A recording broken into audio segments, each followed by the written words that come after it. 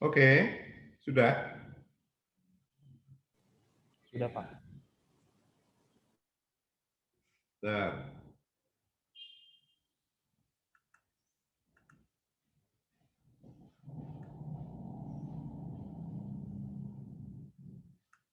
Oke, terus share screen ya. Share screen yang mana? Oh, yang ini ya. Terus? Ya. Oke. Selamat siang, Bapak-Bapak Ibu sekalian. Ketemu kembali, tapi mohon maaf sebelumnya. Tidak seperti pada kesempatan sebelumnya, karena ini saya terus terang memanfaatkan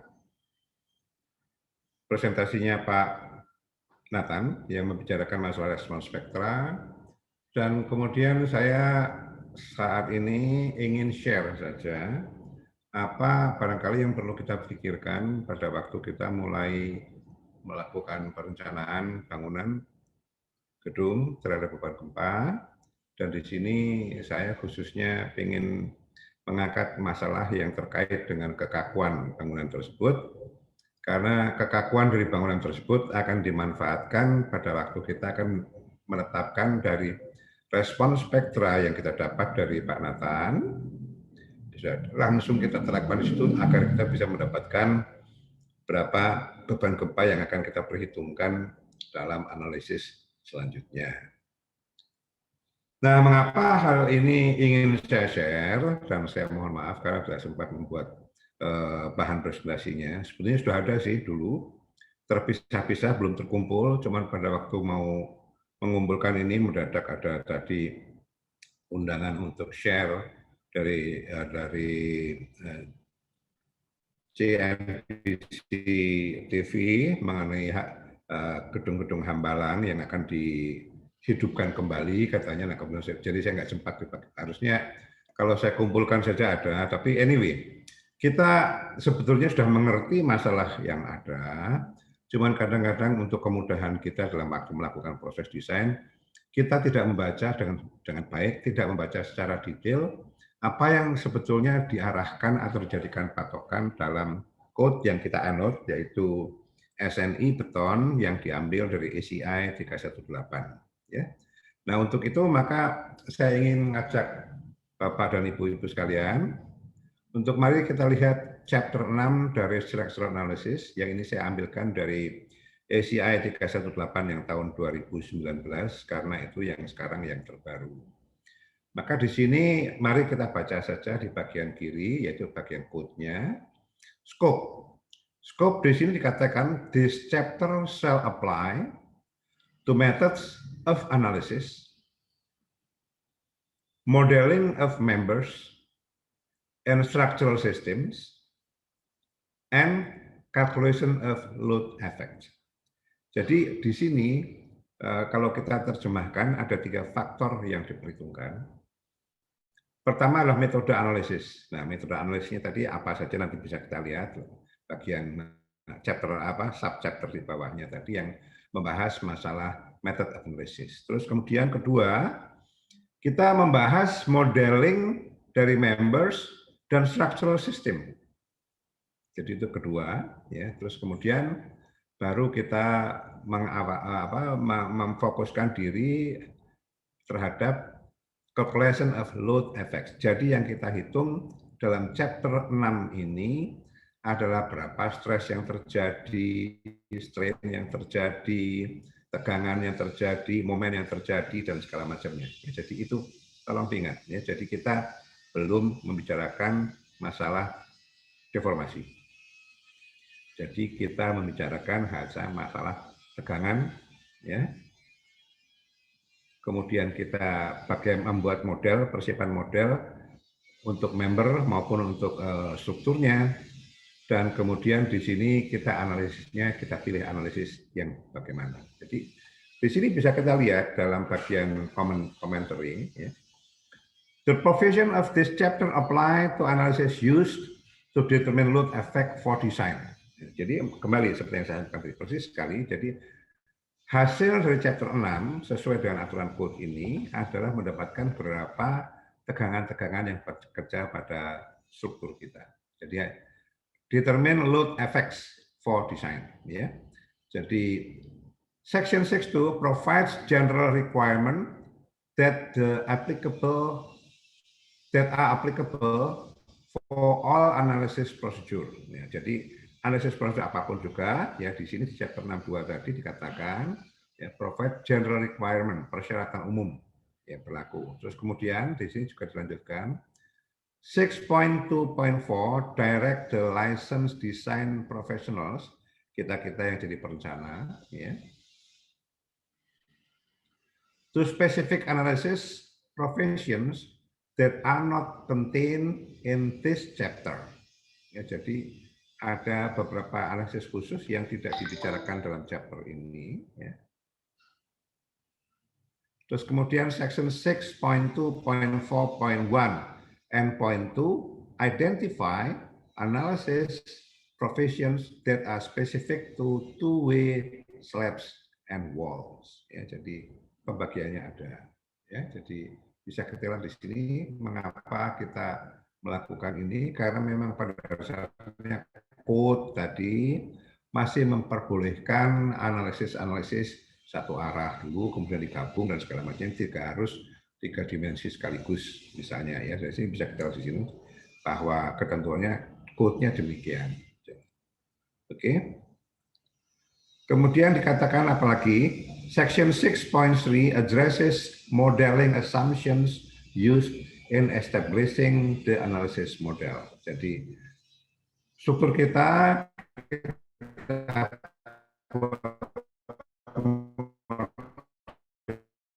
matematiknya ini bisa kita. Kemudian 6.4 prescribes the arrangement of live load that are to be considered in the analysis. Nah, jadi beban hidupnya arrangementnya seperti apa, ketentuannya ada di 6.4. Ya, jadi kembali kita dulu sudah terbiasa, tapi ini perlu kita perhatikan mengapa, karena belakangan ya makin banyak analisis-analisis yang kita arahkan pada struktur-struktur yang harus menerima beban gempa besar, atau struktur yang tadinya beban gempanya berdasarkan peraturan lama cuma katakanlah 15% gravitasi percepatannya, sekarang menjadi harus 35% gravitasi. Ya, jadi ada beberapa peningkatan beban gempa.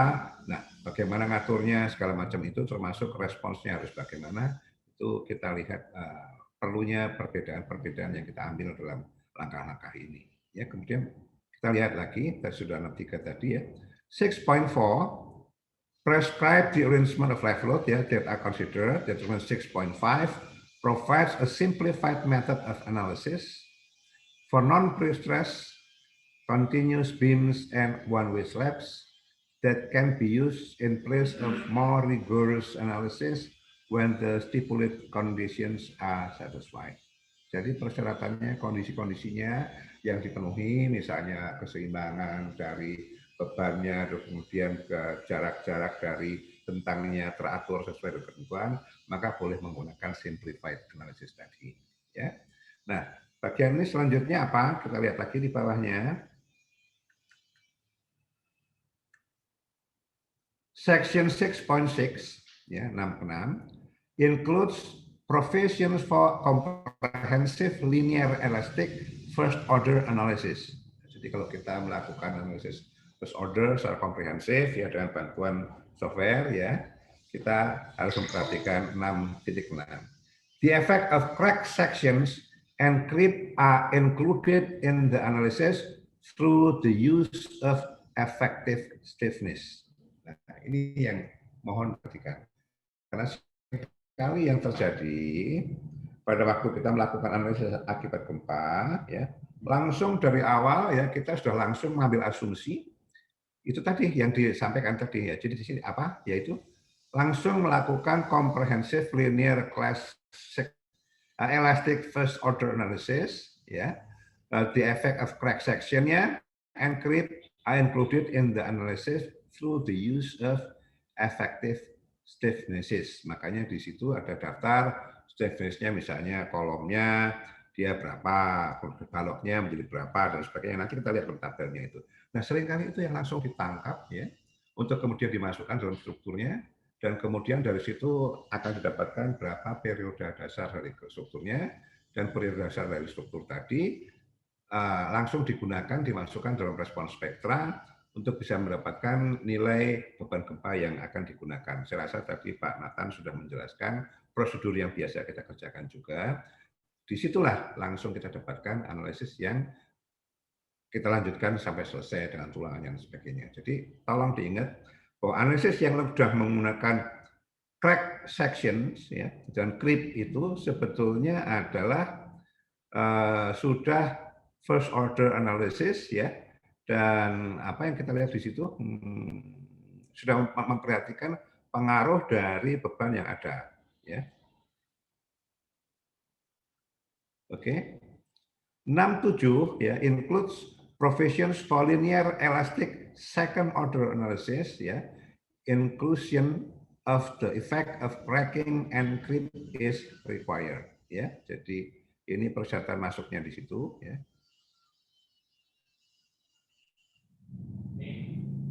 Kemudian 68 section includes provision and elastic analysis ya. Dan 69 include provision for the use of finite element method. Ya, jadi beberapa pembagian ini harus kita perhatikan pengaruh dari kondisi crack dan segala macamnya yang tentunya terkait dengan setiap stages dari analisis ya, dan berarti responsnya terhadap beban gempa tadi ya yang ingin kita ketahui lebih lanjut. Nah, jadi sekali lagi itu ya jangan, jadi kalau sudah ada pengaruh dari crack dan segala macam tadi, maka di situ dicantumkan berapa dampaknya. Nah, ya. Oke, sementara saya tidak akan memperpanjang lebih lanjut, tapi nanti akan kita lihat lagi dampaknya itu kaitannya bagaimana kalau kita berbicara masalah pengaruh dari kekakuan. Ya. Kekakuan di sini yang saya angkat itu adalah perhatian kita pada kekakuan awal pada saat bangunan itu sudah berdiri, sudah operasional, tapi belum pernah mendapatkan beban gempa. Nah, lalu ada beban gempa yang masuk ya dengan respon spektra desainnya yang seperti yang sudah diuraikan oleh Pak Nathan. Nah, sekarang itu tadi berapa crack-nya yang harus kita pakai, yang mana dulu. Nah, ini kita lihat nanti ya. 62 tadi dijelaskan ya bahwa itulah mengenai ketentuan-ketentuan pembagian ya yang berlaku untuk semua kondisi yang dilihat ya. Jadi di sini misalnya antara lain ya 623 itu adalah method of analysis permitted by this chapter shall be A sampai E, misalnya simplified method for analysis for continuous beams and one way slabs for gravity loads ada ya di 65. Linear elastic first order analysis ada di 6,6. Kemudian linear elastic second order analysis ada 6,7. Inelastic analysis ada 6,8. Nah, itu sudah ada bedanya ya, yang di atas tadi elastic, yang 68 adalah inelastic, dan kemudian di situ ada finite element ya di 69. Berarti finite element tadi kondisi yang lebih khusus lagi ya, bisa untuk kita pelajari bagian segmen-segmen pada saat posisi-posisi tertentu di mana kita bisa mendapatkan informasi baik mengenai tegangan maupun mengenai regangan ya. Jadi di bagian ini komentari mengatakan tidak terlalu mendetail, tapi bisa kita lihat the first order analysis satisfy the equation of equilibrium using the original undeformed geometry of structure. Jadi ini kita lihat di sini ya. A first order analysis satisfy the equation of equilibrium using the original undeformed geometry of the structure. Jadi strukturnya belum mengalami deformasi sama sekali. Jadi berapa kekakuan awal yang ada pada struktur tadi, kondisinya adalah itu. Itu adalah sekali lagi di situ yang dikatakan ya equation of equilibrium ya, dan itu first order analysis ya untuk kondisi first order.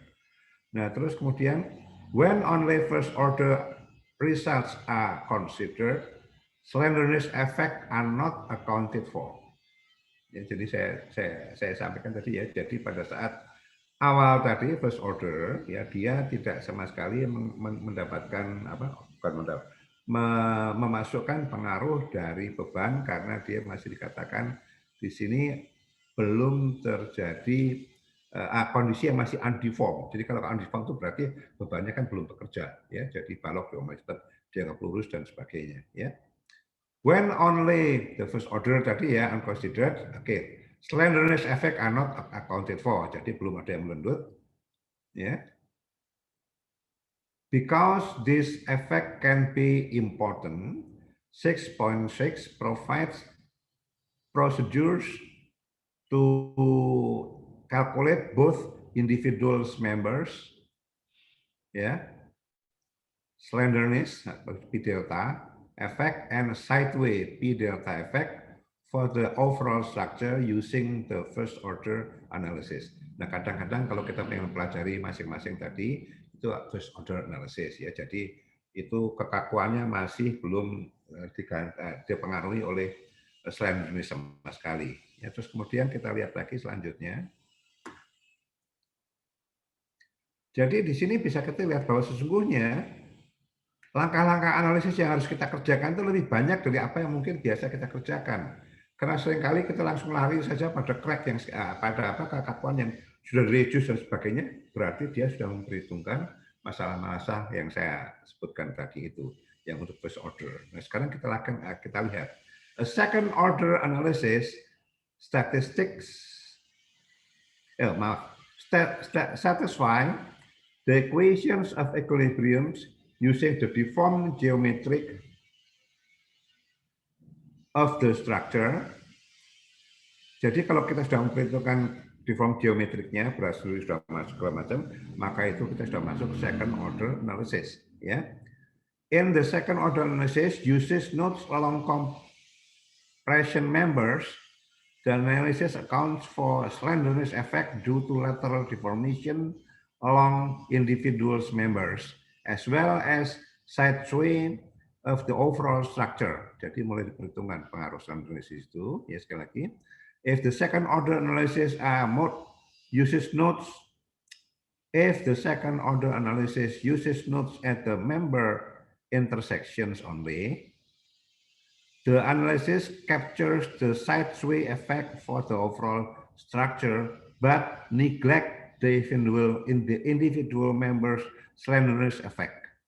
Nah, jadi kembali di sini modeling tadi harus memperhatikan hal tadi, ya. Kalau mau mencari dampak-dampak yang khusus harus diperhatikan itu masuk yang mana. In this case, the moment magnifier method is used to determine individual member slenderness effect ya. Jadi di situ bisa kita lihat kalau kita sudah dapatkan hasil yang seperti tadi ya, terus kita ingin melihatkan dampak terhadap member yang kita kaji, maka instead of melakukan tambahan yang tadi ya karena modelnya pada titik-titik ujung ya, kita menggunakan moment multipliers method ya. Jadi di situ bisa kita lihat dampaknya. Oke. Terus kemudian apalagi di sini ya. Sebentar, maaf saya ini jangan salah. Oke, betul ya, oke. An inelastic analysis represent the nonlinear stress strain response of the materials composing the structure. Second, satisfy compatibility of deformations, and third, satisfy equilibrium in the undeformed configuration for first order analysis or in the deformed configuration for second order analysis. Jadi bedanya di sini kalau dalam kita sudah melakukan analisisnya inelastik ya, kita dapat hasil analisisnya tadi deformasinya sudah masuk memperhitungkan pengaruh-pengaruh yang tadi yang kita pisahkan di atas mengenai first order, second order, dan sebagainya, slenderness segala macam tadi. Finite element analysis was introduced in 2014 code to explicitly recognize a widely used analysis method. Ya, jadi kalau kita menggunakan software segala macam itu, ya, nah di sini kita bisa menggunakan atau finite elemennya, dan tergantung nanti efek-efek dari elemennya itu seperti apa, performance-nya dan segala macam. Ya. Kemudian apa? Additional analysis method that are permitted include 6.2.4.1 through 0.4. Ya, jadi di sini ada two-way slabs analysis, direct descent. Nah, ini saya akan skip saja ya, karena biasanya kalau kita hanya memperhatikan masalah akibat beban gravitasi ya. Di sini kita skip saja. Setelah nulis efek, nah itu tolong diikuti saja pada waktu kita memperhitungkan dampak-dampak dari elemen-elemen khusus tadi ya. Jadi misalnya ini untuk persamaan 625 1A, ini adalah untuk kolom for brace against sideway, ya, maka ada syarat-syarat seperti itu. Kita teruskan aja yang ini. Saya ingin langsung masuk pada bagian, sebentar, mana tadi?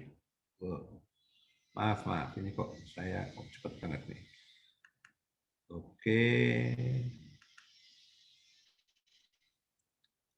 Nah, ini pengaruh dari apa? Pengaruh dari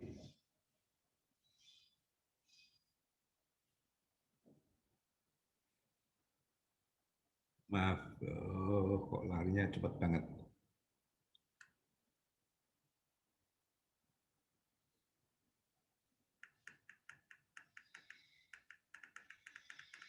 Oke, yang ini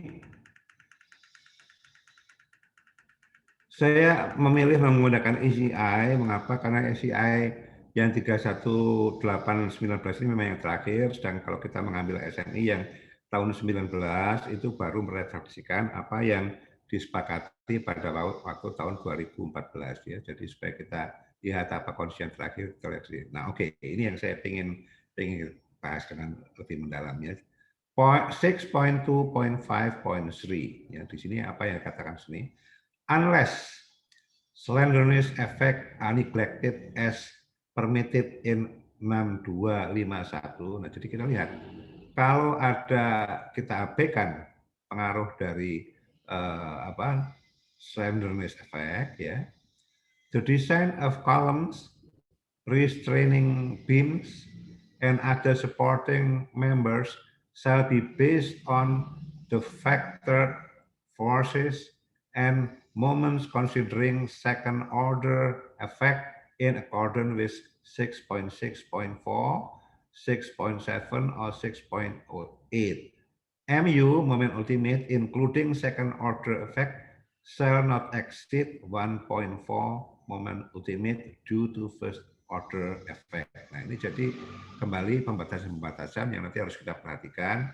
Mengapa ada angka ini? Karena ada hal yang kita abaikan di sini. Ya, jadi pada waktu kita melihat atau menggunakan software kita harus pelajari dulu, ya kita lihat di sana apa saja yang sudah diperhitungkan oleh software kita masuk ini apa tidak ya. Nah, ini rasanya yang banyak menjelaskan masalah ini adalah softwarenya Pak Nathan ya, yang saya rasa aplikasinya sudah lebih praktikal disesuaikan dengan kebiasaan kita. Oke, ya di sini ada penjelasan mengenai komentarnya. Ya di sini ada mengenai design consideration second order, di sini petunjuknya, dan kemudian elastic second order analysis dan sebagainya ada di sini ya.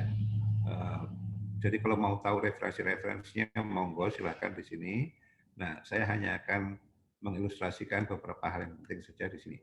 In the weight of structure, if the weight of structure is high in proportion to its lateral stiffness, ya, jadi saya ulang di sini ya.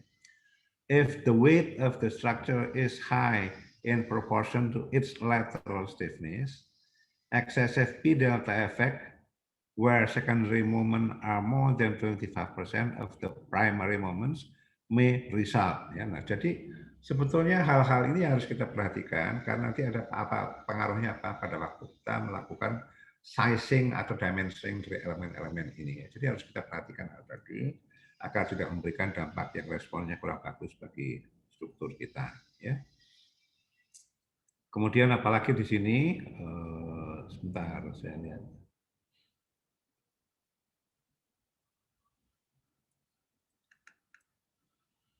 Nah, di sini ada lagi pengaruhnya misalnya apa ini?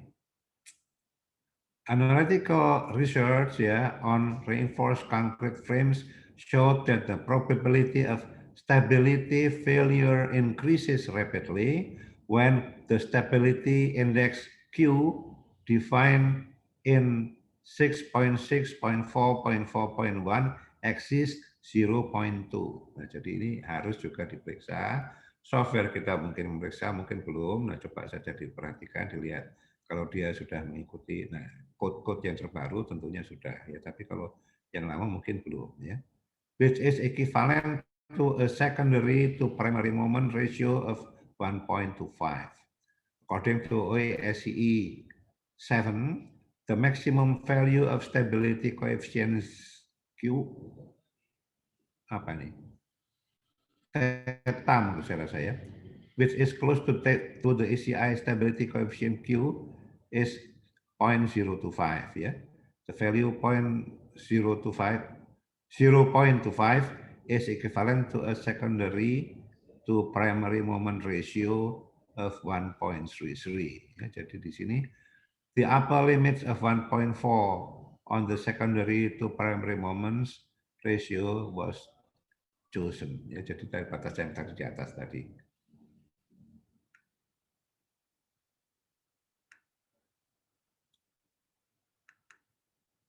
Nah, ini ada bagan yang bisa kita lihat ya untuk mempelajari efeknya masing-masing ya, kita lihat di situ agar kita bisa mendapatkan informasi yang lebih jelas hasil yang kita dapat dengan menggunakan analisis yang ada softwarenya, yang pakai software tadi adalah kita lihat di situ mana yang belum dan sebagainya, yang sudah dicek yang belum dan sebagainya ya. Ini adalah flowchart for determining column randomness effect. Kalau itu harus kita perhatikan ya. Software ada yang sudah ngitung, ada yang belum ya. Oke. Modeling assumption. Nah, sekarang modeling assumption-nya di sini bisa kita lihat apa saja yang berbeda ya.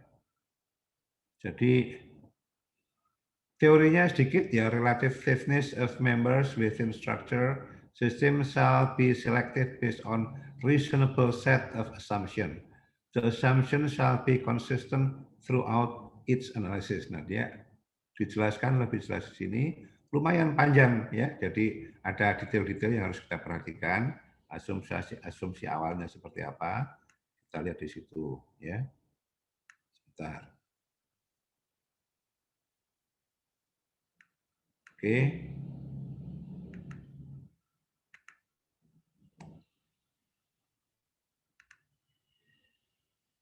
Nah, terus tolong saya diperhatikan ini. Jadi ini Swiss system, a realistic estimate of I is desirable. Nah, seperti kita ketahui, estimate inersia itu kan tergantung penampakan. Penampakan kita kadang-kadang berubah-ubah. Ada pada saat positif momennya menjadi balok T, pada saat negatif momennya bukan balok T lagi dan sebagainya. Nah, kita mendapatkan I yang mana gitu menjadi masalah yang harus kita perhitungkan ya. Jadi biasanya contoh-contoh tadi ada memberikan guidance how to do that gitu ya.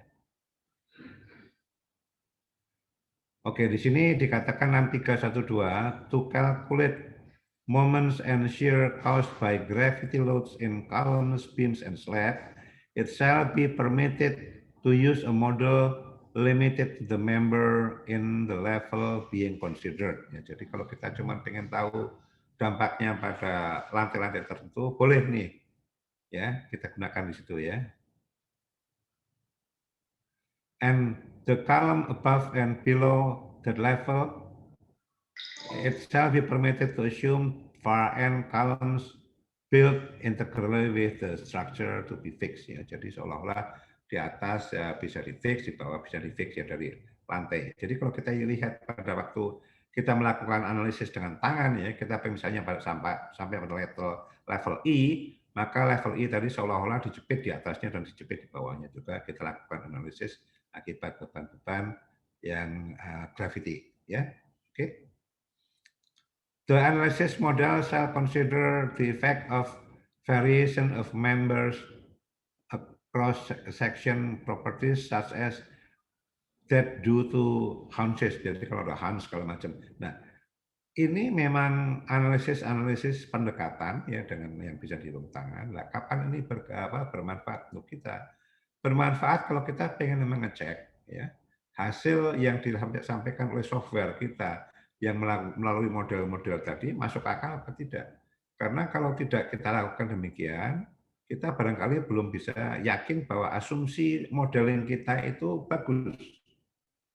Ya, asumsi modeling kita itu kalau belum itu bagus karena rasio dari panjang, pendek, tinggi dan segala macam itu ada pengaruhnya. Apalagi kalau ada Hans, apalagi kalau Hansnya signifikan, apalagi kalau bebannya misalnya sedemikian rupa ya sehingga jarak kolom-kolom tadi yang besar akan ada pengaruhnya dari gravity dominated berubah menjadi barangkali gravity dominated structure sehingga respons swing-nya akibat gempa berbeda dengan yang respon-respon yang bentangnya masuk dalam golongan biasa. Maaf, saya agak cegukan. Ya. Oke, jadi kembali ini model-model tadi ada memberikan kesempatan kita untuk ngecek. Karena bagaimana kewajiban kita untuk ngecek bahwa desain yang dikeluarkan oleh komputer software kita tadi bagus. Kenapa? Karena salah pencet koma dari titik hasilnya berubah. Tapi kalau kita ada kecurigaan misalnya hasilnya kok tulangannya seperti ini, bagaimana kita bisa ngecek terutama kalau akibat gravitasi dengan cara ini.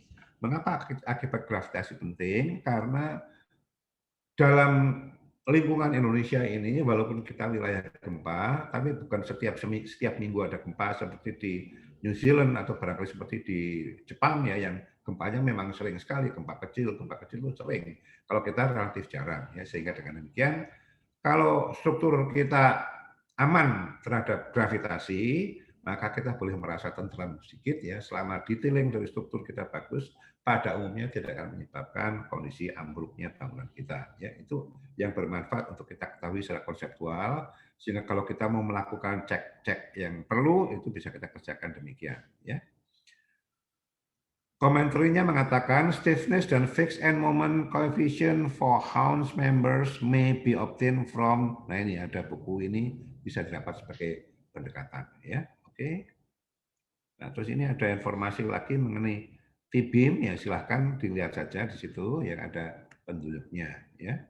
Nah terus juga ini for non pre-stress method analysis for non pre-stress continuous beam dan one way slabs ya silakan diperhatikan ya. Oke. Nah, langsung kita lihat di sini tabelnya adalah approximate moments for non-precise continuous beams and one-way slabs ya. Bisa kita hitung di situ. Kembali ini adalah kita gunakan untuk ngecek apakah analisis hasil output software kita baik apa tidak. Perlu ya kita lakukan cek ini ya, agar jangan nanti kita lewatkan saja karena percaya betul ya. Ya, kita percaya pada softwarenya, tapi jangan seperti yang saya sampaikan, kadang-kadang pada waktu memasukkan input, kalau koma keliru sama titik, ya bisa terbalik-balik hasilnya. Ya. Oke, ini ada lagi. Ya. Sebentar, tadi kita sampai mana kok? Loncatnya cepat banget. Nah, betul kan ada yang kelewatan. Maaf.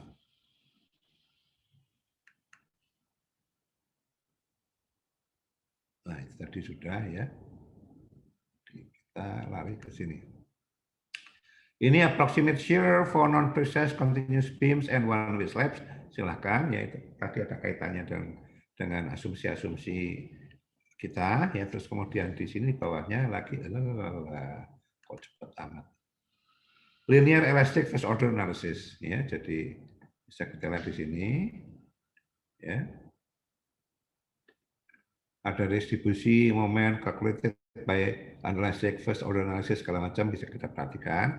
Dan modeling, remembers, dan structure system bisa kita perhatikan di sini. Ya, saya tuh soalnya pengen cari satu yang cepat saya perlu nggak lupa persisnya di bagian mana. Ya, karena nanti kita lihat. Ya, oke, apa yang kita lihat? Nah ini, tolong diperhatikan ini ya karena biasanya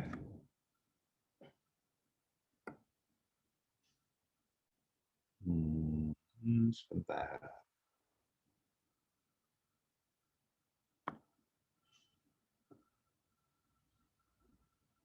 Tabel ini seringkali langsung take for granted kita masukkan dalam kondisi desain kita. Ya, kita lihat di situ misalnya beamnya sudah diambil 0,35 gross. Ya. Kemudian wall-nya juga demikian.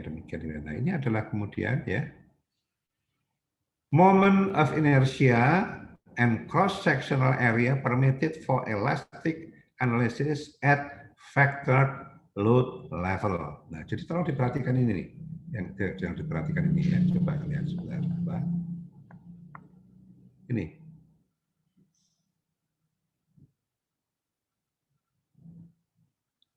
Elastic analysis ya at factored load level. Nah, mengapa ini penting? Gini. Kembali di sini kita analisisnya masih apa? Analisisnya masih elastic analysis. Tapi at factored load level. Nah, tolong diperhatikan bahwa kalau kita melihat respons bangunan dalam kondisi yang normal, ya, kondisi layanan biasa, tidak memberitakan gempa, apa sih yang terjadi? Bebannya apakah beban pakai factor load? Tidak. Seringkali bahkan bebannya tadi tidak sepenuhnya seperti apa yang kita assign. Misalnya kalau kita assign beban dalam kantor katakanlah 250 kg per meter persegi atau barangkali yang agak sibuk menjadi 400 kg per meter persegi. Apakah selalu demikian? Tidak. Ya. Seringkali tidak sampai seperti itu. Dan itu 400 sekian itu mungkin hanya berlaku pada satu level. Level lainnya mungkin kosong. Apalagi kalau malam hari misalnya. Ya. Misalnya malam hari itu kalau untuk gedung-gedung yang biasa, yang seringkali masih digunakan dengan efektif adalah barangkali area-area tempat pesta atau ballroom-nya.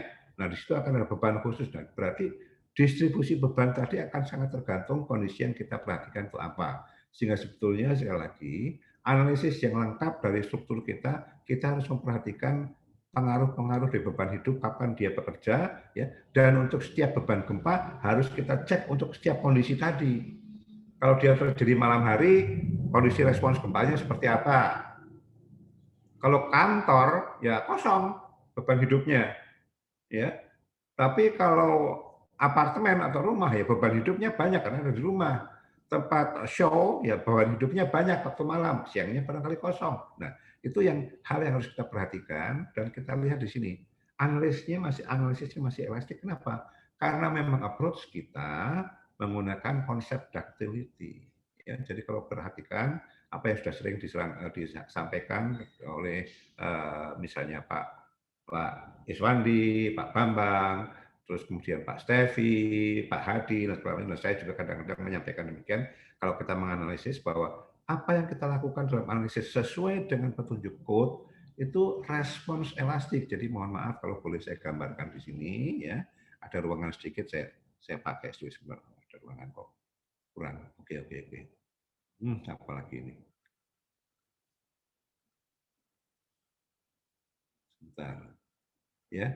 Oke, saya pakai saja di sini lah. Barangkali bapak-bapak dan ibu-ibu masih ingat respon yang kalau di push over responsnya akan begini. Nah, gitu misalnya ya. Ini adalah katanya ini delta, ini adalah P ya. Nah, ini adalah kondisi di mana elastiknya itu katakanlah dibatasi di sini, di sana ke sana itu elastik, ke sana sudah tidak elastik. Jadi walaupun kita melakukan analisis dengan factor load ya, factor load, tapi sebetulnya analisis yang kita pakai dengan software kita tadi adanya di area ini, Mas. Sebentar. Adanya di area ini. Analisis kita masih di sini. Jadi belum ada yang yielding, belum ada yang apa-apa, semua analisisnya di sini. Ya. Nah, berarti yang bisa akurat hasilnya dapat dari analisisnya hanya stress levelnya yang kira-kira seperti itu. Karena stress levelnya tidak akan melampaui lelehnya, ya kira-kira seperti itu. Ya. Nah, tapi deformasinya berbeda. Deformasinya dia akan mengikuti konsep yang ini. Deformasi aktualnya di sini. Terus kan kalau analisis yang kita lakukan tadi, deformasinya segitu, ya makanya hasil analisisnya dalam tabel ESI juga ada dikalikan faktor pengali deformasi karena memperhitungkan bahwa beban yang dihitung dalam analisis itu adalah beban gempa elastik yang sudah dibagi ductility, ya. Kemudian yang dikurangi berarti ya, sedangkan yang hasil deformasi aktualnya nanti adalah hasil analisis delta di sini dikali dengan faktor pengali delta tadi. Nah, jadi ini yang mohon diperhatikan semuanya tadi agar kita juga jangan keliru. Jadi secara tidak langsung apa?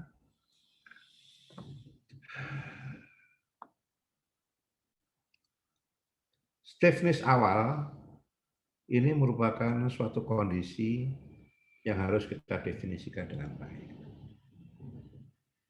Mengapa demikian? Karena stiffness awal ini secara tidak langsung dia menggambarkan kondisi yang memang masih fully elastic. Nah, kalau tadi secara ekstrim kita memperhatikan, saya ulang, kalau tadi secara ekstrim kita memperhatikan bahwa belum ada pengaruh dari beban sendiri, ya seolah-olah belum ada elastic softness segala macam, maka kekakuannya ini belum memperhatikan masalah-masalah yang tadi grip belum ada segala macam itu pengaruh di sini.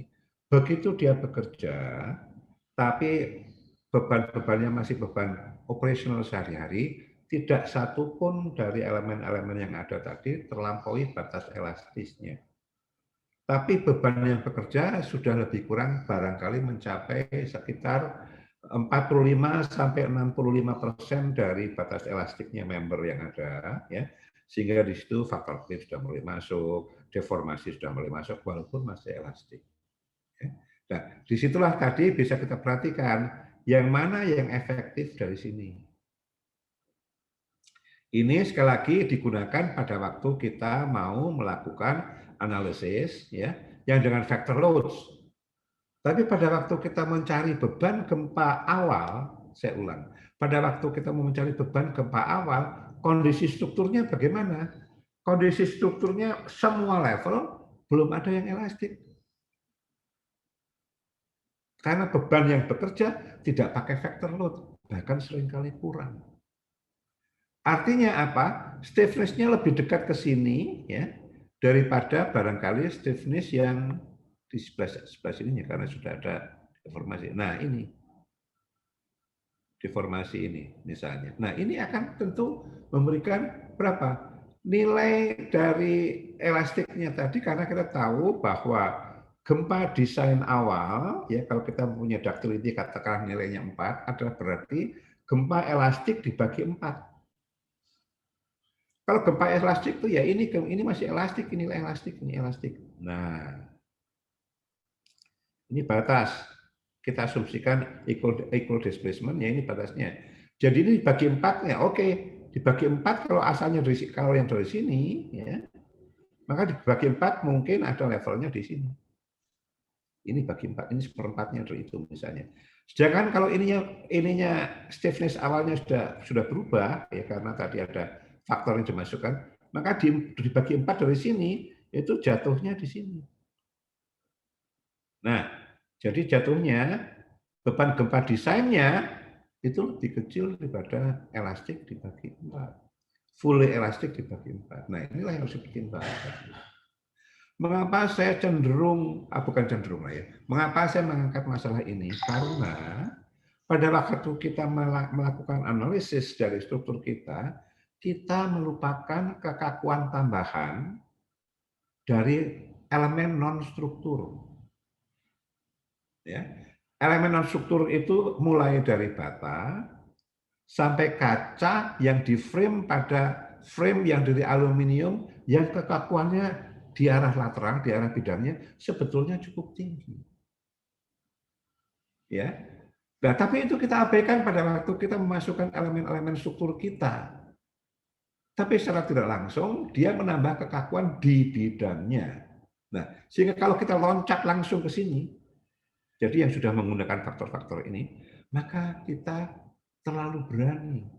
Karena kekakuan aktual dari gedung pada waktu kena beban gempa yang pertama lebih mendekati kondisi yang ini daripada yang itu karena kontribusi dari kekakuan yang elemen-elemen yang saya sebutkan tadi.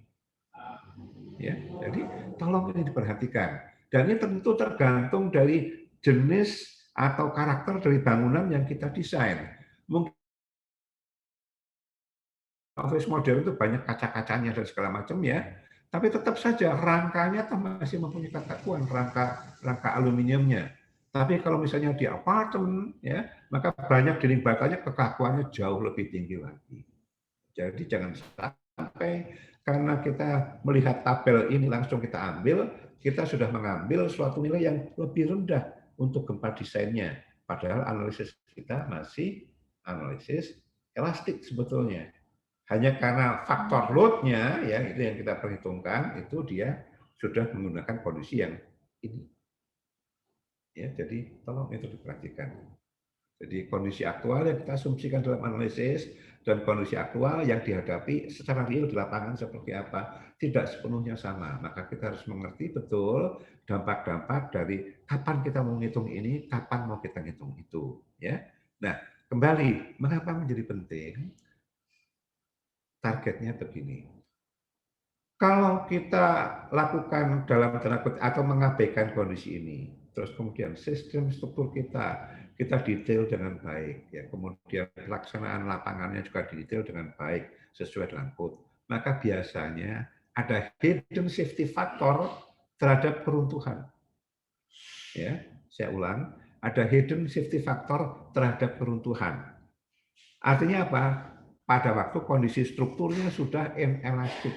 Berarti ductility yang disebutkan dalam tabel code ya, ESCI maupun ECI ada masih tambahannya yang tersembunyi.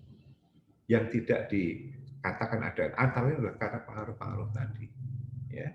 Jadi kita harus hati-hati betul memilih agar kita bisa mendapatkan hal yang lebih baik. Nah, kapan hal ini menjadi kritis adalah pada waktu kita mengevaluasi existing building yang didesain dengan kondisi beban gempa yang berlaku sebelum yang sekarang. Misalnya pada waktu tahun 2012 kita punya beban gempa di Jakarta, katakanlah percepatannya lebih kurang sekitar 15% gravitasi. Sekitar 20 ya. 20 mungkin maaf, yang 15 itu tahun yang 2002. Oke, mungkin sekitar 20 sekian gravitasi. Tapi yang tahun 17 atau 19 itu sudah mendekati nilai 35%. Ya, itu nanti bisa kita lihat dengan respons spektra yang dibuat oleh Pak Nathan itu barangkali lebih akurat di situ. Nah, kita lihat peningkatan tadi itu ya menyebabkan bahwa kalau kita salah mengevaluasi, saya ulang, kalau kita salah mengevaluasi capacity dari existing building, nah nanti akibatnya pada waktu perkuatan kita tidak cukup kuat untuk mendesain terhadap beban gempa yang aktual yang akan terjadi. Karena kalau gedung tadi masih berdiri, ya, walaupun sudah pernah kena gempa-gempa kecil, ya, kalau kerusakannya tidak banyak, maka kekakuan stiffness-nya sebetulnya masih mendekati antara barangkali yang ini dengan yang itu, yang di daerah barangkali di daerah tengah-tengah yang ada ya, di situ. Nah, kita belum. Jadi kita harus tahu dengan baik ya feeling kita bagaimana ya kita bisa mengatakan engineering feeling kita seperti apa dan akan lebih mudah mengestimasi engineering feeling kita kalau bangunan kita itu simetris baik di arah vertikal maupun di arah horizontal. Ya begitu kita menghadapi gedung yang agak aneh-aneh maka kita agak bingung sedikit. Apalagi kalau misalnya ada podium yang begitu luas ya, terus kemudian ada towernya lebih dari satu, maka faktor diafragma dan segala macam itu menjadi masalah yang lebih kritis lagi yang harus kita analisis dengan baik. Ya. Jadi kembali, ini kaitannya masih bagaimana menentukan beban gempa awal yang kalau saya tadi, kalau kita hanya berangkat dari beban gempa awalnya, kekakuan gedung kita nilai dari rangkanya saja, saya cenderung menggunakan yang ini. Saya pribadi ya, saya share-nya itu. Tapi ada juga para ahli lain yang sudah menggunakan, oke, kita ambil saja crack, sudah crack sedikit. Kalau ini kan istilahnya kan mendekati kondisi yang hampir belum crack. Ya, ada karena respons aktualnya, mohon maaf, saya gambarkan di sini barangkali ya. Respon aktualnya sebetulnya seperti ini. Nah, gitu.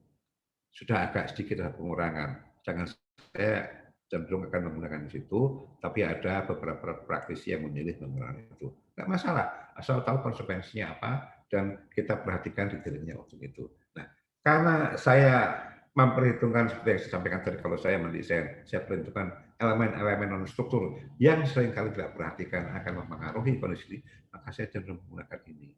Dampaknya, beban gempa desain kita lebih tinggi daripada kalau kita gunakan asumsi yang itu. Ya, jadi tolong itu dipertimbangkan, nah, terserah pada Ibu dan Bapak-Bapak. pribadi pada waktu melakukan analisis bagaimana, ada baiknya dengan demikian Bapak lakukan suatu analisis studi saja ya. Kalau gedungnya simetris bagaimana, kalau nggak simetris bagaimana, dengan demikian kita punya pegangan lebih kurang seperti apa. Mumpung sekarang zaman COVID ya, katanya banyak yang waktu-waktu luang kita daripada jalan-jalan juga nggak bisa, ya mari kita lakukan exercise ini di kantor masing-masing dengan para kolega-kolega kita untuk kemudian kita diskusikan. Dan bahkan kalau perlu, kalau misalnya hal ini menjadi masalah yang dianggap cukup penting karena hasil-hasil yang dapat, mari kita buat suatu pertemuan, bisa pakai Zoom, bisa pertemuan apapun ya, untuk kita rundingkan. Untuk kemudian kita usulkan agar HAKI bisa menyampaikan ini sebagai usulan konsensus. Ya, itu yang perlu diperhatikan. Nah, mengapa kembali saya mengangkat masalah ini? Kembali, karena saat ini para praktisi konstruksi di Indonesia belum sepenuhnya bersikap secara profesional. Ya. Dalam arti kata, itu mencakup bukan hanya engineer-nya saja, tapi juga para praktisi tukang-tukang. Karena tidak terlalu memperhatikan detail bagaimana persyaratan-persyaratan yang harus dipenuhi untuk mendukung bahwa respons bangunan kita baik terhadap gempa. Ya, jadi mohon itu menjadi catatan ya agar kita sedikit hati-hati. Makanya sesungguhnya saya itu jujur prihatin ya dengan kondisi di mana owner masih memaksakan ya fee itu serendah mungkin. Ada yang mengatakan fee-nya 10.000 per meter persegi, bahkan ada yang bilang, ada yang lebih rendah lagi. Nah, dibayangkanlah, padahal oleh para konsultan-konsultan yang sudah established, yang dipercaya oleh para apa ya, dipercaya kerjanya bagus segala macam itu, rasanya per meter persegi sudah di sekitar angka 50.000. Nah, bisa kita bayangkan keterlibatan masing-masing seperti apa. Sehingga kalau terjadi peningkatan beban akibat quote, yang itu mendekati amannya sudah pasti lebih bagus karena terjemahan dari ketentuan-ketentuan tadi diperhatikan dengan sangat baik. Ya. Nah, itu yang ingin saya sampaikan dan itu juga menjadi concern kita terutama kalau nanti kita harus melakukan analisis SLS, sertifikat laik fungsi. Berdasarkan peraturan pemerintah nomor 16 tahun 2021, di mana dikatakan itu merupakan turunan dari Undang-Undang Cipta Kerja tahun 2020, dikatakan di situ bagaimana meloloskan suatu permintaan SLS, bla bla bla banyak sekali, tapi setelah kita ikuti sampai akhir, ternyata yang diperhatikan hanya ketentuan arsitektur. Ketentuan strukturnya hanya dikatakan bahwa ketahanan strukturnya dianggap mengikuti ketentuan secukupnya. Cuman itu aja. Nah, apa itu cukup? Jelas tidak cukup. Maaf, saya minum dulu sebentar.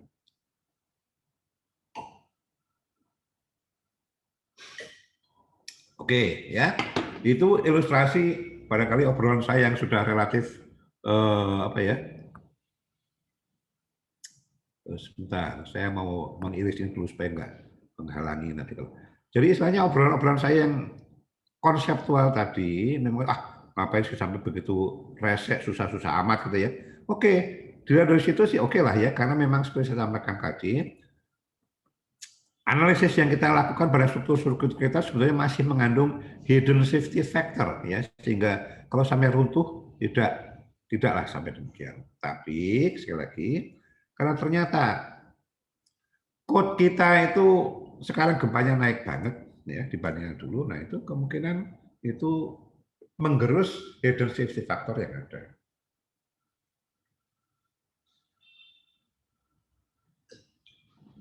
Maaf, kalau bicara agak lama, tenggorokan saya mulai gatel-gatel.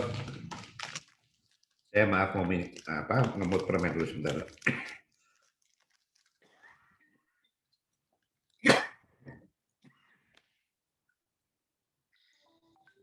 Oke. Nah, mari kita lihat komentar yang ada di sini. Misalnya di sini, ya.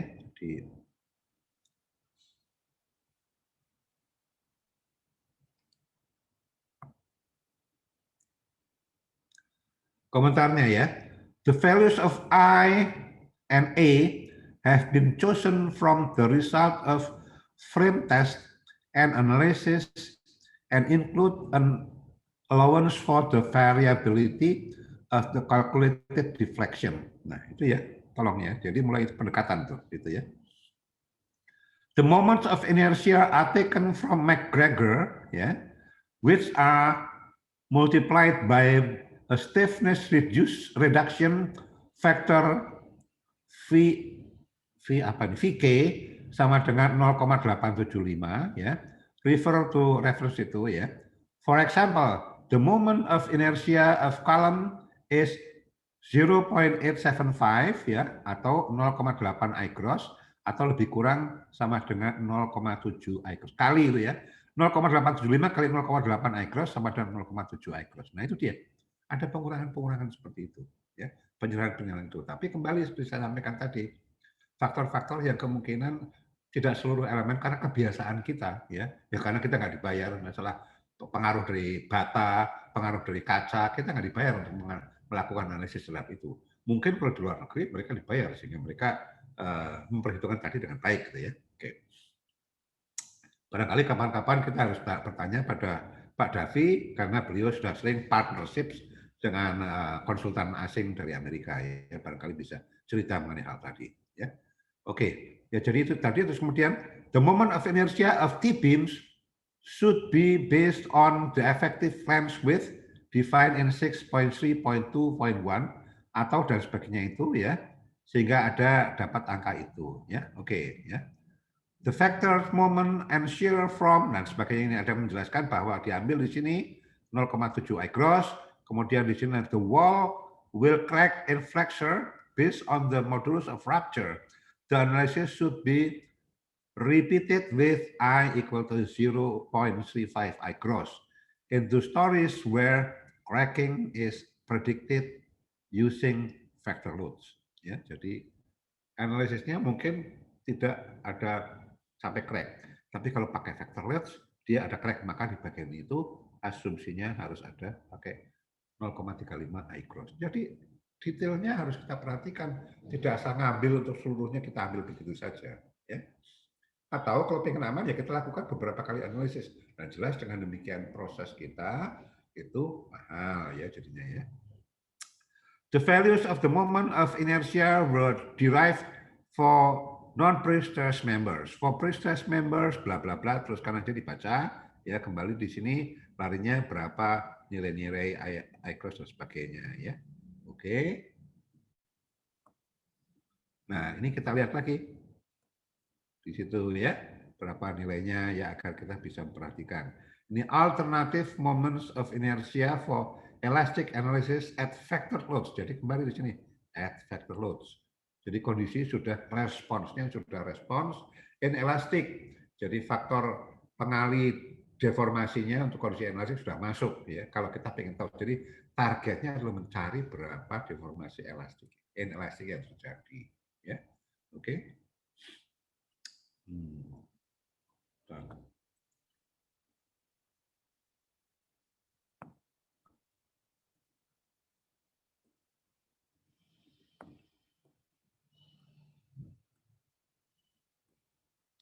Kok nggak mau?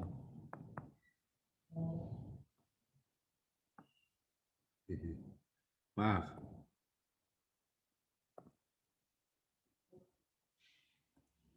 Kok nggak mau? Dibuang kok nggak mau, maaf. Kadang-kadang saya ini bego. Kenapa kok nggak mau? Maaf. Ini menghapus itu.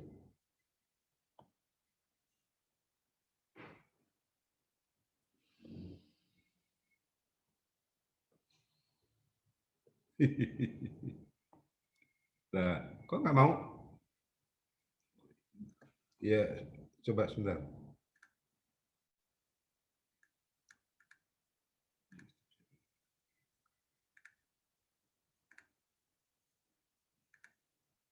Ini masih keluar lagi.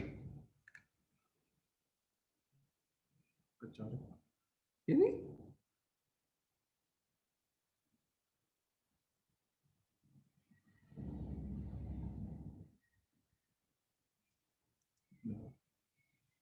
sebetulnya kalau biasanya kalau di eraser dia hilang, kok nggak mau? Well, oke, anyway, mohon maaf, ya kita lari saja lah. Ya oke, saya lanjutkan saja. Nah, di sini kemudian ada tambahan lagi. For factor lateral load analysis, it shall be permitted to assume I equals 0.5 I cross for all members to or to calculate I by a more detailed analysis, considering the effective stiffness of all members under the loading conditions. Nah, ini tolong perhatikan, under the loading condition, bukan under the factor load. Ya, jadi kita kalau mau tahu dengan baik harus memperhatikan hal detail-detail seperti ini, ya, agar kita tidak keliru nantinya. Ya. Oke, saya teruskan di sini, ya. Jadi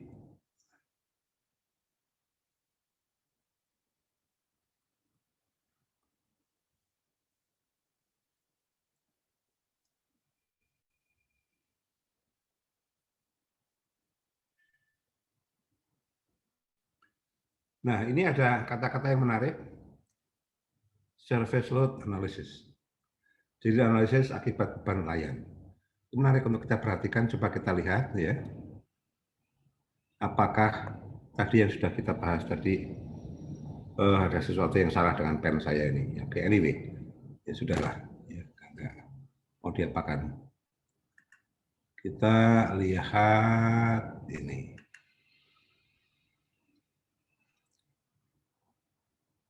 Nah, ini ya di sini. Udah, maaf. Mana tadi itu? Nah, apa katanya di sini? It shall be permitted to calculate immediate lateral deflection. Jadi immediate lateral deflection adalah analisis deformasi pada saat selesai dianalisis menggunakan analisis kita, berarti apa, menggunakan analisis yang elastik tadi, ya. Jadi respons inelastik dari kondisi yang sebetulnya kita asumsikan tidak elastik tadi, ya, karena ada faktor ductility-nya tadi. Dikatakan demikian, ya.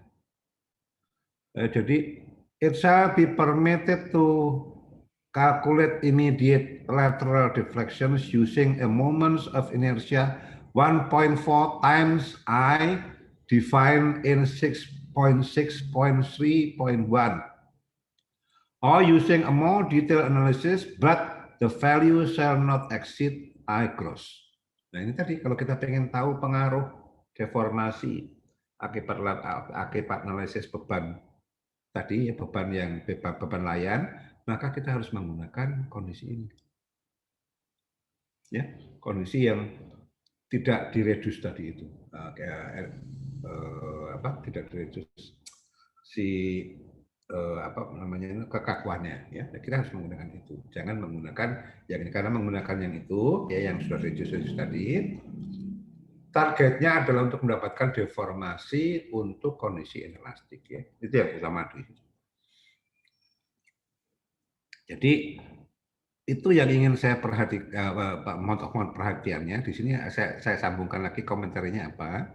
Analysis of deflections, vibrations, and building periods. Nah, ini tolong diingat nih ya, sekali lagi.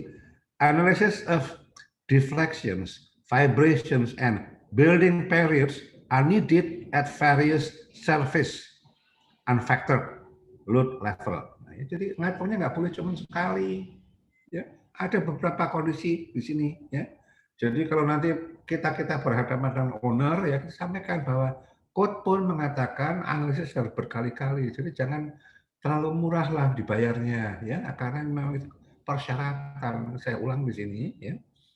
Analysis of deflection, vibrations, ya, and building periods. Jadi building period berapa beban gempa awal yang masuk, ya kan, sebelum terjadi kerusakan pada sistem struktur kita sehingga terjadi plastifikasi dan sebagainya. Begitu terjadi plastifikasi sebagainya, respons gedung menjadi nonlinear. Nah, itulah yang biasanya kita hitung dalam analisis kita. Tapi pada saat itu terjadi macam-macam kondisi tadi, ya. Jadi to determine the performance of a structure in surface, ya, jadi in surface nih, belum kena gempa yang macam-macam. Ini perhatikan hal tadi. Ya, jangan salah, ya. kapan sih, misalnya salah satu contoh saya jadi mikir, kapan service? Misalnya begini, misalnya kita harus menghitung gedung 60 lantai, misalnya ya. Di mana tentu kalau ada gedung 60 lantai, ada core area di mana di situ terjadi cluster dari apa? Lift. Kemudian daerah-daerah lainnya itu ada daerah-daerah apa? Yang biasa usable area untuk digunakan seperti apa? Tapi biasanya konsentrasi pada lift, tangga, sama sekarang itu ada pada core area sehingga wilayah itu relatif per meter perseginya lebih berat. Maka kalau kita perhatikan shortening dari wilayah itu akan lebih besar daripada shortening wilayah-wilayah normal lainnya. Nah, kalau kita pada saat merencanakan tidak memperhitungkan hal tadi dengan baik, kalau tidak memperhatikan hal tadi dengan baik, maka apa yang terjadi? Pada waktu ngecor lantai floor 22, levelnya kita samakan dengan yang belum jadi ya, jadi masih betonnya doang, kita sama dengan level dari floor core area 22 juga, nanti lama-lama deformasinya tadi daerah core-nya lebih turun dibandingkan dengan core yang biasa. Nah, kita bisa menghitung, oke, kita bisa menghitung dengan komputer, oke, tapi kalau salah asumsi stiffness-nya, salah asumsi momen inersianya, maka yang kita dapat analisisnya tidak sesuai. Nah, kalau kita menghadapi masalah-masalah seperti ini, maka kalau kita perhatikan, kan kita ingin melihat atau kita ingin merencanakan construction stages dari building kita. Kalau buildingnya seperti misalnya hotel yang di Singapura itu yang miring itu, yang di pantai itu, nah maka kita harus memperhatikan stagesnya seperti apa. Ya, tidak mudah itu. Ya, jadi kita harus teliti banget ya, dan kita harus menggunakan asumsi yang harus barangkali kita tes. Ya, oke. Apalagi katanya di sini, the moment of inertia of the structural members and the surface loads analysis should be representative of the degree of cracking at the various surface load levels investigated. Nah, ya, beda-beda ya. Unless a more accurate estimate of the degree of cracking at surface load level is available, it is satisfactory to use 1.0 over 0.7 or equal to 1.4 times the moment of inertia provided in 6.6.3.1 not to exist I gross.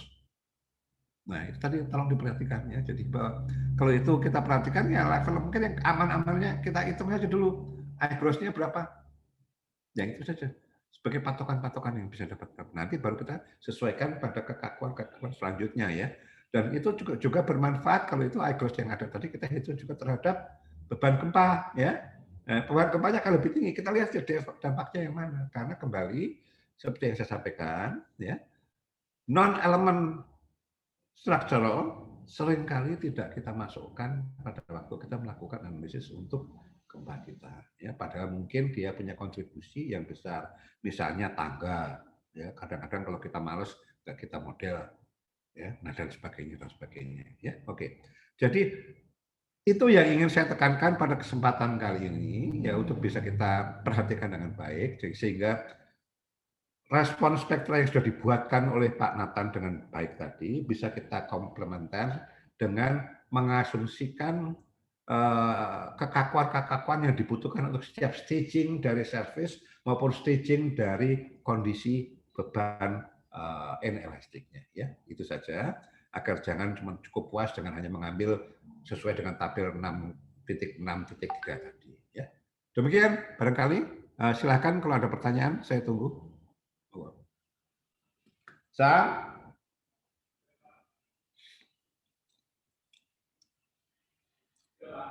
Ya ini katanya jawab. Ini kapan ini mengeluarkan anunya gimana? Foto saya gimana gambarnya? Diapain? Oke. Silakan. Barangkali ada pertanyaan. Hah? Nah ini item satu ini apa nih? Question answer ini apa nih? Oh itu untuk Pak Nathan itu ya. Oke. Barangkali kalau begitu, kalau memang belum ada ya. Mohon ini dipikirkan sebagai masukan. Kenapa yang saya sampaikan tadi biasanya memang tidak dikerjakan pada waktu kita melakukan nggak ada. Ya, itu yang tadi. Nah, pada waktu kita melakukan analisis atau melakukan desain, ya, yang umum yang kita kerjakan. Tapi kalau kita ingin tahu respons dari setiap kondisi, hal yang saya sampaikan tadi perlu diperhatikan. Karena saya tidak sempat membuat presentasi yang banyak, karena kebetulan belakangan saya agak sibuk dengan hal-hal lain, maka saya ingin nebeng Pak Nathan yang kebetulan menceritakan sesuatu mengenai respon spektra yang umumnya selalu menjadi perhatian kita. Saya gunakan manfaat itu untuk bisa kita ikuti. Ya, oke.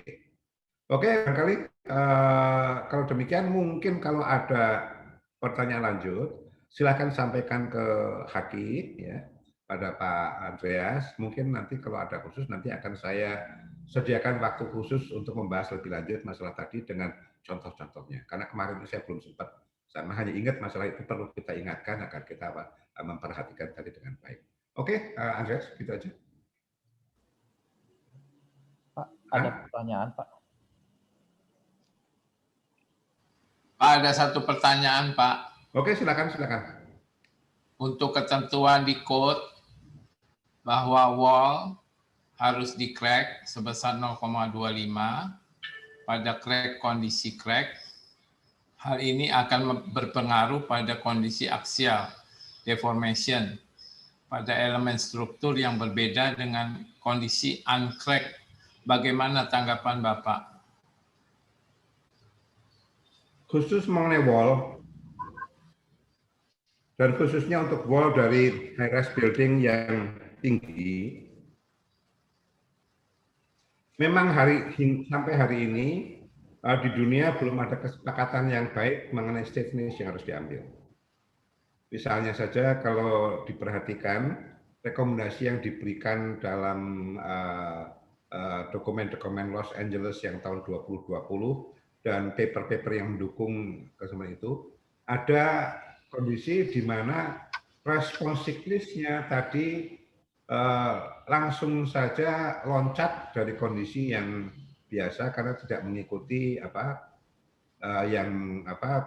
backbone curve dari monotonik, ya, langsung loncat saja, dan mereka belum bisa menyepakati formula empirisnya seperti apa sehingga mereka langsung loncat saja dan menggunakan hasil-hasil eksperimen sebagai pegangan, ya. Nah, sementara itu berlaku secara tidak langsung ada dua hal yang perlu kita perhatikan. Pertama adalah dimensioning dari elemen-elemen wall tadi, rasionya tidak boleh menyimpang terlalu banyak dari contoh-contoh yang dicontohkan oleh referensi Los Angeles Tall Building tadi. Dan kemudian berarti bahwa kita masih harus mempelajari lagi secara baik, ya, bagaimana respons untuk pengaruh shear, terutama kalau kondisinya sudah inelastik, ya. Jadi secara tidak langsung sementara ini, ya, kita ikuti saja petunjuk yang dalam code itu seperti apa. Ya, kalau kita sudah ikuti petunjuknya, yaitu kita akan relatif dalam tanda kutip aman, ya. Karena memang masih belum ada kesepakatan, ya, sehingga mungkin hasil studi di sini hasil studi di tempat lain masih ada gap yang cukup meragukan mereka sehingga belum bisa berani keluar teorinya dengan baik bagaimana approach yang bisa dipertanggungjawabkan. Barangkali itu yang bisa saya sampaikan. Ada lagi? Sudah tidak, Pak? Nah? Sudah tidak ada. Sudah tidak ada? Oke, kalau sudah tidak ada, jadi kalau misalnya ada pertanyaan lanjut lagi, silakan nanti kumpulkan aja Pak Andreas. Nanti lain hari kita bahas lebih lanjut, di mana barangkali bisa saya persiapkan dengan contoh-contoh analisis yang bisa lebih mudah dimahami. Sekarang ini saya hanya memperhatikan saja, meminta perhatian saja agar jangan terlalu cepat kita sudah puas dengan hasil analisis kita, karena masih banyak kasus yang harus kita perhatikan. Oke. Baik, terima kasih Pak Derajat, Pak Nathan yang sudah menyampaikan paparannya di webinar Haki